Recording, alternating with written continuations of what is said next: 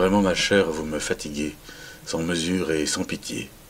On dirait à vous entendre soupirer que vous souffrez plus que les glaneuses sexagénaires et que les vieilles mendiantes qui ramassent des côtes de pain à la porte des cabarets.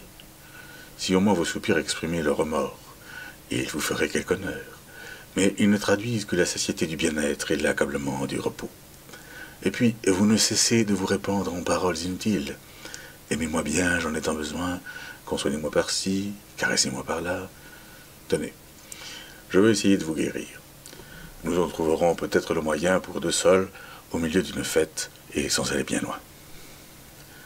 Considérons bien, je vous prie, cette solide cage de fer derrière laquelle s'agite, hurlant comme un damné, secouant les barreaux comme un orang-outan exaspéré par l'exil, imitant dans la perfection tantôt les bonds circulaires du tigre, tantôt les dandinements stupides de l'ours blanc, ce monstre poilu, dont la forme imite assez vaguement la vôtre. Ce monstre est un de ces animaux qu'on appelle généralement mon ange, c'est-à-dire une femme. L'autre monstre, celui qui crie à tue-tête, un bâton à la main, est un mari. Il a enchaîné sa femme, légitime, comme une bête, et il la montre dans les faubourgs, les jours de foire, avec permission des magistrats, cela va sans dire. Faites bien attention. Voyez, avec quelle voracité, non simulée peut-être, elle déchire des lapins vivants et des volailles piaillantes que lui jette son cornac. « Allons, dit-il, il ne faut pas manger tout son bien en un jour !»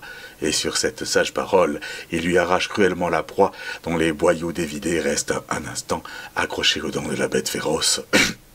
De la femme, veux-je dire. Allons, un bon coup de bâton pour la calmer, car elle darde des yeux terribles de convoitise sur la nourriture enlevée. Grand Dieu, le bâton n'est pas un bâton de comédie.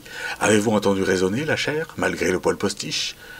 Aussi, les yeux lui sortent maintenant de la tête. Elle hurle plus naturellement.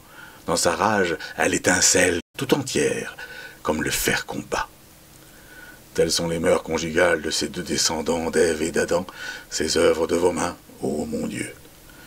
Cette femme est incontestablement malheureuse, quoique, après tout, peut-être, les jouissances titillantes de la gloire ne lui soient pas inconnues.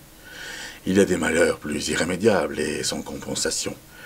Mais dans le monde où elle a été jetée, elle n'a jamais pu croire que la femme méritât une autre destinée. Maintenant, à nous deux, chères précieuses. Avoir les enfers dans le monde est peuplé. Que voulez-vous que je pense de votre joli enfer, vous qui ne reposez que sur des étoffes aussi douces que votre peau, qui ne mangez que de la viande cuite et pour qui un domestique habile prend soin de découper les morceaux? Et que peuvent signifier pour moi tous ces petits soupirs qui gonflent votre poitrine parfumée, robuste coquette, et toutes ces affectations apprises dans les livres, et cette infatigable mélancolie, faite pour inspirer au spectateur en tout autre sentiment que la pitié? En vérité, il me prend quelquefois envie de vous apprendre ce que c'est que le vrai malheur. À vous voir ainsi, ma belle délicate, les pieds dans la fange et les yeux tournés vaporeusement vers le ciel, comme pour lui demander un roi, on dirait vraisemblablement une jeune grenouille qui invoquerait l'idéal. Si vous méprisez le soliveau, ce que je suis maintenant, comme vous le savez bien, gare la grue qui vous croquera, vous gobera et vous tuera à son plaisir.